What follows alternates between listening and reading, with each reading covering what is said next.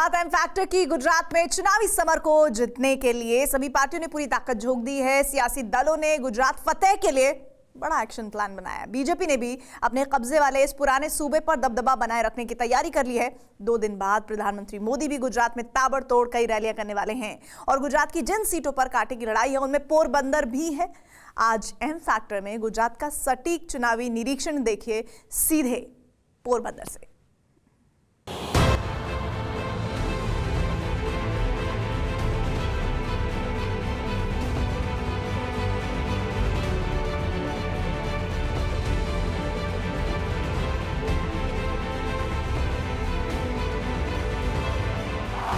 बहुत अच्छा प्रभाव उसका विकास के लिए और हमारे लिए सबके लिए मोदी सेक्टर बहुत अच्छा है।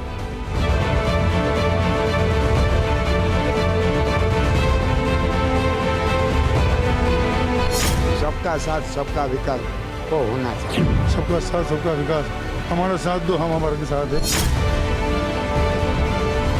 पोरबंदर यानी एक महात्मा की जन्मभूमि, महात्मा गांधी, जिसने हिंदुस्तान में राजनीति का नया अध्याय शुरू किया,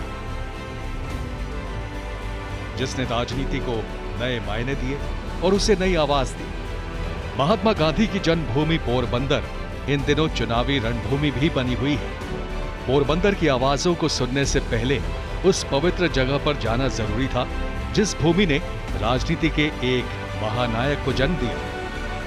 इस वक्त जिस घर में, जिस मकान में, जिस कमरे में महात्मा गांधी यानी बापू का जन्म हुआ था, वहां पर हम मौजूद हैं और एम फैक्टर की ये यात्रा महात्मा गांधी के अपने घर यानी पोरबंदर के उस घर तक पहुंची है जहां से पैदा होकर उन्होंने पूरी दुनिया को एक नई रोशनी दी, एक नई दिशा दी। महात्मा गांधी न सिर्फ गुजरात बल्कि पूरे भारत के सामाजिक और राजनीतिक चेतना का सबसे बड़ा प्रतीक है और हमने सोचा कि अपने एम फैक्टर की शुरुआत हम क्यों ना पोरबंदर में महात्मा गांधी के घर से ही करें। तो इस घर से, इस जगह से, इस स्थल से निकला हुआ संदेश क्या हर मतदाता तक पहुंच रहा है? क्या उसकी बुद्धि, उसके विवेक और उसके निर्णय लेने की क्षमता पर अभी भी महात्मा गांधी का एम फैक्टर काम करता है? इस सवाल को ढूंढेंगे, लोगों से बात करेंगे, नेताओं से चर्चा करेंगे और जानने की कोशिश करेंगे कि पोरबंदर में कौन सा एम फैक्टर इस वक्त सबसे ज्यादा प्रभावी है। पोरबंदर के एम फैक्टर को समझने से पहले हमने महात्मा गांधी के इस घर को भी जी भर कर देखा।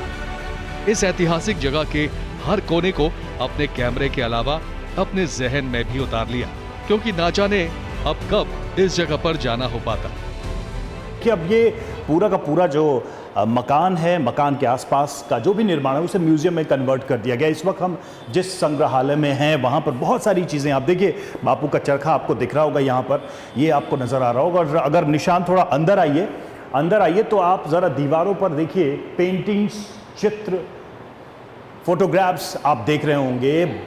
बापू के जीवन से जुड़ी एक एक चीज़ यहाँ पर आपको नज़र आएगी।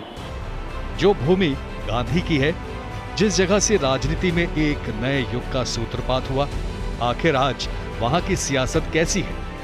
जिस हिंदू मुस्लिम एकता के लिए महात्मा गांधी ने मरते दम तक कोशिश की, उस महात्मा के शहर में हिंदू और मुसलमान आखिर क्या सोचते हैं? पोरबंदर में एम फैक्टर की पड़ताल शुरू हुई यहाँ के एक मुस्लिम बहुल इलाके से। देखिए, पोरबंदर के एक मुस्लिम इलाके में हम मौजूद हैं। इसको मुस्लिम तकिया भी कहा जाता है और पूरी की पूरी जो आबादी है, बड़ी आबादी है, विस्तार जिसको कहते हैं गुजरात में, कॉलोनी, वो मुस्लिम कॉलोनी। और यहाँ हम जानने की कोशिश करेंगे कि इस बार लोगों का मूड क्या है, क्या यहाँ बड़ी समस्याएं आप लोगों? समस्या हमारे सब समस्या इधर है हमारे। जैसे एक सड़क की है, जैसे पानी की है, जैसे कोई भी हमारा जो ईद आती है, हम इसको बोलते सफाई करो तो सफाई नहीं करते, आने देते। उनको बोलते उनका जो त्यौहार हो जाता है, हमारे लिए कुछ काम नहीं होता इधर।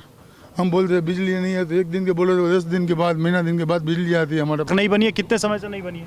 पहले से 10-12 साल हो गए। पानी का क्या है? पानी नियमित आता है। बिजली का क्या है? बिजली आती है, अभी चली जाती है 2-8 से। स्कूल वगैरह बच्चे कहाँ पढ़ते हैं? मदरसे में पढ़ते हैं, सरकारी स्कूल में।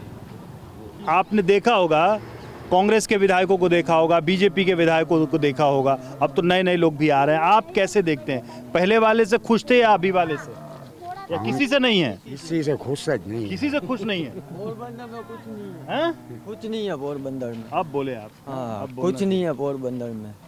कोई भी पार्टी ले लो, कुछ नहीं है, कोई भी काम नहीं चलेगा करेगी। कैसे काम? आप तो यंग हैं अभी, तो और नेताओं को देखना है और पार्टियों को देखना है।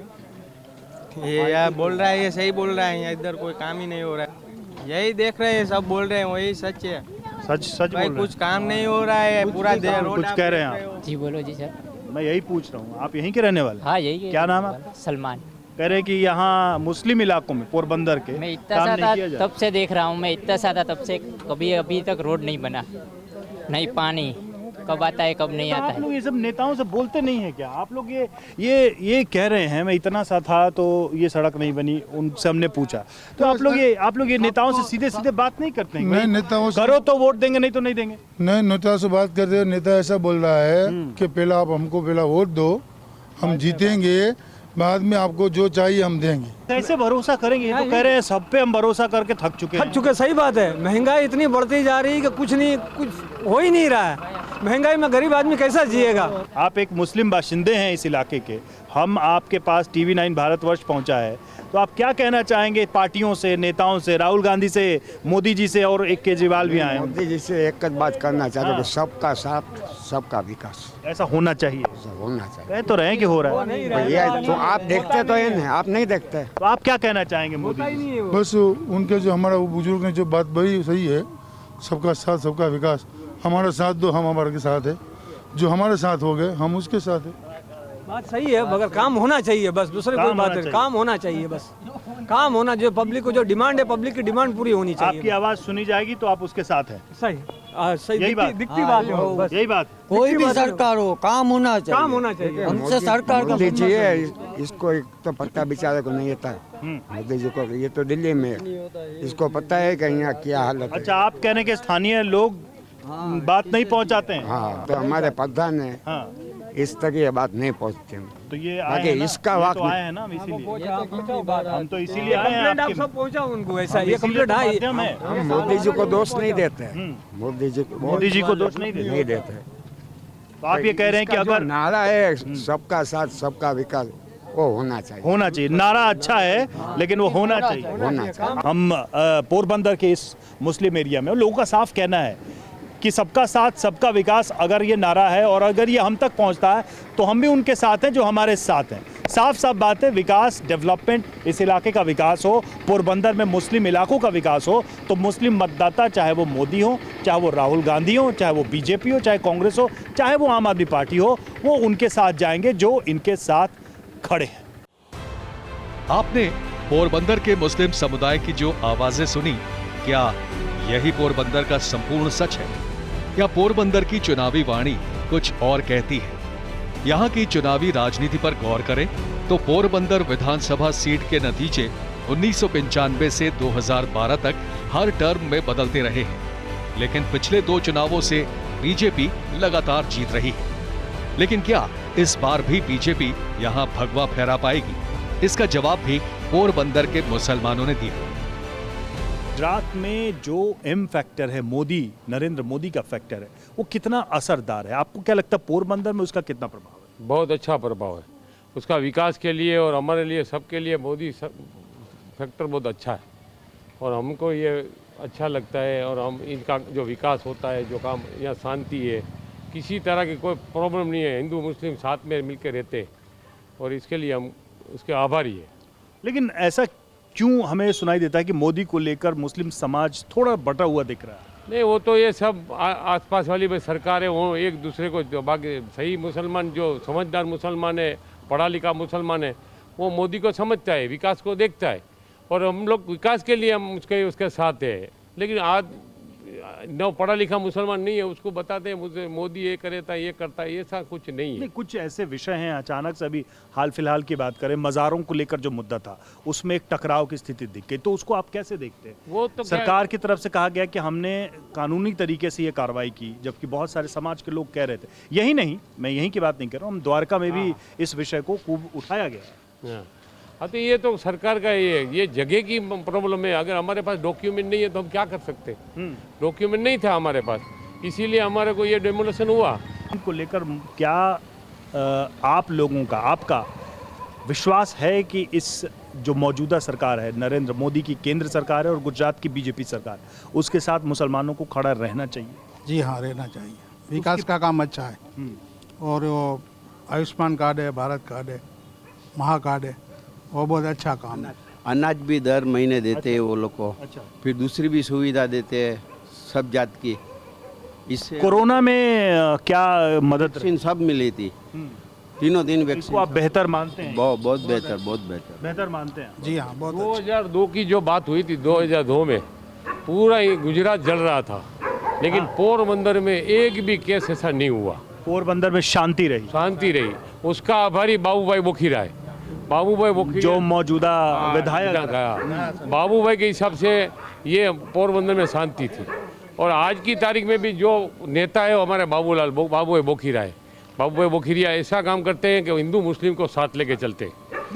लेकिन जो विपक्ष के लोग हैं या दूसरे दल हैं, जो विरोधी दल है बीजेपी के, वो ये कहते हैं कि चुनाव में बीजेपी का विकास का मॉडल जो है वो फेल हो चुका है, सबका साथ सबका विकास का नारा फेल हो चुका है, तो हिंदू मुसलमानों में विभेद करा के वो चुनाव जीत ले जाते हैं। नहीं, इधर के पोरबंदर की बात हम करते हैं। पोरबंदर में ऐसा नहीं।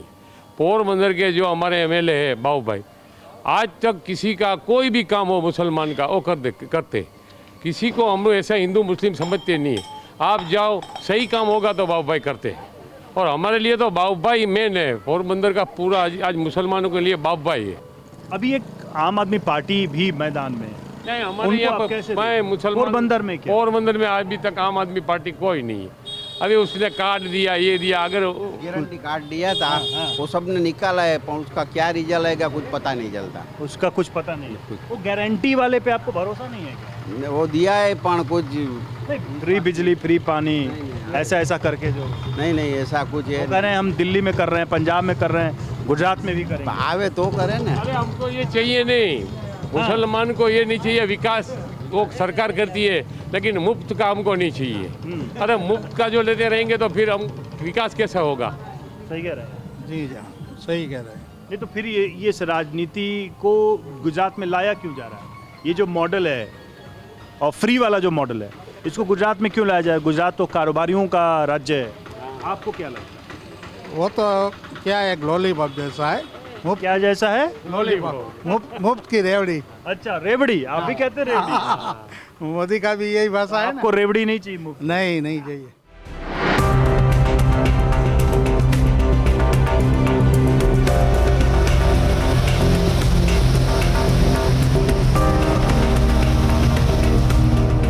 पोरबंदर के मुसलमानों की चुनावी आवाज बटी हुई नजर आई, लेकिन सबका मुद्दा विकास है। पोरबंदर सीट पर पिछली बार की तरह इस बार भी कांटे की लड़ाई है। पिछली बार कांग्रेस ने यहां बीजेपी को कड़ी चुनौती दी थी। बीजेपी के सामने इस बार ये सीट बचाने की चुनौती है। पोरबंदर को गुजरात के सबसे अच्छे समुद्र तटों में से माना जाता है, लेकिन चुनावी समंदर में यहां लहर किसके पक्ष में है, इसका जायजा लेने हम समंदर के किनारे ही पहुंच गए। देखिए, मछली मारने का जो काम है, यानी कि एक तरीके से फिशिंग का जो काम है, वो भी एक बड़ा फैक्टर है। लेकिन चूंकि महात्मा गांधी यहाँ पैदा हुए थे, महात्मा गांधी की जन्मस्थली है ये, तो महात्मा गांधी के विचारों से भारतीय राजनीति कितनी प्रभावित है, ये बात किसी को बताने की जरूरत नहीं है। और आज भी जब चुनाव की बात आती है तो महात्मा गांधी की बात आती है और उनके विचारों की बात आती है, उनके आइडियोलॉजी की बात आती है, और उनको केंद्र में रखकर अक्सर हमने देखा है चुनाव में बड़ी बड़ी बहसें होती हैं। तो क्यों ना गांधी जी के जन्मस्थल यानी पोरबंदर से ही इस मुद्दे को उठाया जाए कि चुनाव में आखिर पोरबंदर के लिए एम फैक्टर क्या है? क्या महात्मा गांधी का फैक्टर है, या मोदी का फैक्टर यहाँ हावी है, या फिर कोई दूसरे फैक्टर जैसे महंगाई या दूसरे विषय यहाँ पर ज्यादा प्रमुख हैं लोगों के लिए? पोरबंदर में पूरी दुनिया की बात करें, पोरबंदर मतलब महात्मा गांधी। पोरबंदर के लिए महात्मा गांधी क्या है, और क्या यहाँ के चुनाव में महात्मा गांधी के विचार कहीं इस बार नजर आ रहे हैं? पोरबंदर महात्मा गांधी की जन्मभूमि है, बिल्कुल, और सुदामा की भी भूमि है। पोरबंदर का सबसे बड़ा जो एम फैक्टर है वो है माछीमारी। अच्छा, हाँ, यहाँ की माछीमारी। आप एम के ऊपर बात कर रहे हो, तो हम जहाँ खड़े हैं ये पोरबंदर का सबसे बड़ा उद्योग है। जो फिशरमैन है, जो माछीमारी का जो व्यवसाय है, इसी के ऊपर पोरबंदर टिका तो ये हुआ है। माछीमारी का जो फैक्टर है, ये जो एम फैक्टर है, ये चुनाव में मुद्दा रहता है क्या? और इस बार क्या है, जरूर रहेगा। हार जीत क्या इससे डिसाइड होता है? हो सकती है, होगी क्या? होगी पोरबंदर में? तो हाँ, हो गया जरूर। क्या हार जीत होगी क्या? जी नहीं, पोरबंदर में हार जीत जो भी होनी है वो विकास के मुद्दे पर होनी है, और विकास का मुद्दा लेकर भारतीय जनता पार्टी पहले से गुजरात के विकास का मॉडल क्या पोरबंदर में भी काम कर रहा है? जिस मॉडल की बात कर दी जाती है, जिस मॉडल की चर्चा पूरे सबका साथ, सबका साथ, सबका विकास और सबका विश्वास। कह रहे हैं विनाश। हाँ, उनकी तो यही मानसिकता होगी, क्योंकि कांग्रेस का विनाश ही हो चुका है, इसीलिए कांग्रेस का विनाश हो चुका है। गांधी जी के धरती पर कांग्रेस नहीं जीतती है, ये आपको हैरान नहीं करता? ऐसा क्या हो गया? हैरान तो करती है, बहुत हैरान करती है। आपने जो फिशरमैन की बात की, तो मैं एक फिशरमैन हूँ। मैं बताना चाहता हूँ, 27 साल से यहाँ बीजेपी की सरकार है गुजरात में, लेकिन उसके पोरबंदर में तो 10 साल विधायक 10 साल से 2 टर्म से है। लेकिन वो जो विधायक बना उसको फिशरीज मिनिस्टर, इस बार मामला बदल जाएगा क्या? इस बार बदल जाएगा, फिशरमैनों ने डिसाइड कर लिया। तटीय इलाका होने के कारण पोरबंदर में मछुआरा समुदाय भी चुनावों में काफी निर्णायक माना जाता है। फिशरी से जुड़े लोगों का वोट यहाँ करीब 70,000 है। इस समुदाय से जुड़े लोगों की आवाजों को सुनते हुए पोरबंदर के चुनावी समीकरण को लेकर कुछ और खुलासे होने अभी बाकी थे। गुजरात के सबसे बड़े फैक्टर जो चुनाव में हर जगह चर्चा है जिसकी, वो है मोदी फैक्टर। मोदी फैक्टर पर वोट पड़ रहे हैं, ऐसा लोग कह रहे हैं। बीजेपी के लोग कह रहे हैं सबसे बड़ा चेहरा जिसके सामने कोई नहीं है, कोई दूसरा चेहरा नहीं है मोदी के चेहरा के सामने। कोई आना ही नहीं चाहता नरेंद्र मोदी की गुजरात। कौन कहता है नहीं आना चाह रहा? कांग्रेस है ही नहीं, तो विरोध क्यों बीजेपी करती है? चुनाव आप लड़ रहे हैं ना, चुनाव इसलिए आप पर तो विरोध क्यों कर? तो चुनाव में आप तो कह दीजिए कांग्रेस खत्म हो गई, तो फिर क्यों लड़ दिया हमारे सामने? विकास हो रहा है तो पोरबंदर में एक उद्योग क्यों नहीं आया? 27 साल में पहले 15 से ज्यादा। मैं सीधे मानता हूं। आप ये सवाल जो उठा है एम फैक्टर का, तो इसमें बहुत सारे एम फैक्टर की बात हो गई, क्योंकि पोरबंदर है और ऐसी जगह है जहां से महात्मा गांधी निकले, तो सारे विचार आकर महात्मा गांधी में जाकर विलीन होते हैं, वहीं से पैदा हुए थे और एक तरीके से जाकर वो केंद्रित होते हैं। लेकिन नहीं, नरेंद्र मोदी वाली बात है। लोगों ने सहयोग दिया तो आज भी देंगे और कल भी देंगे। अधूरी छोड़ रहे हो। मोदी फैक्टर की मना नहीं किया हमने ना। हमने कहा कि मोदी फैक्टर की वजह से ही जीते हैं। मगर अब लोग समझ गए कि ये मोदी फैक्टर से वोट देने के बाद क्या समझ गए? ये समझ गए कि कितनी महंगाई बढ़ी, कितनी बेरोजगार। तो पोरबंदर में शाम हो रही है और मेरे पीछे आप देख रहे हैं कि समुद्र में सूरज धीरे धीरे ढल रहा है, लेकिन लोगों को उम्मीद है कि विकास का सूरज पोरबंदर में उगता रहेगा। चुनाव के दौरान नेता आएंगे, नए नए सूरज उगाने का वादा भी करेंगे, लेकिन सवाल यही है कि पोरबंदर की जनता किस पर विश्वास करेगी। यहाँ के एम फैक्टर्स को भी हमने टटोलने की कोशिश की और जिस तरह का नज़रिया निकलकर सामने आया, ऐसा लगा कि पोरबंदर में भी लोग उसी पार्टी या उसी नेता को अपना विश्वास देने वाले हैं, अपना मत देने वाले हैं, जो उनके विश्वास को बनाए रखेगा। यानी सिर्फ बातें नहीं करेगा, बल्कि वो जो वादे कर रहा है उसे अमली जामा भी पहनाएगा, उसे अंजाम भी देगा। विजय निशांत के साथ रवि मिश्रा, पोरबंदर।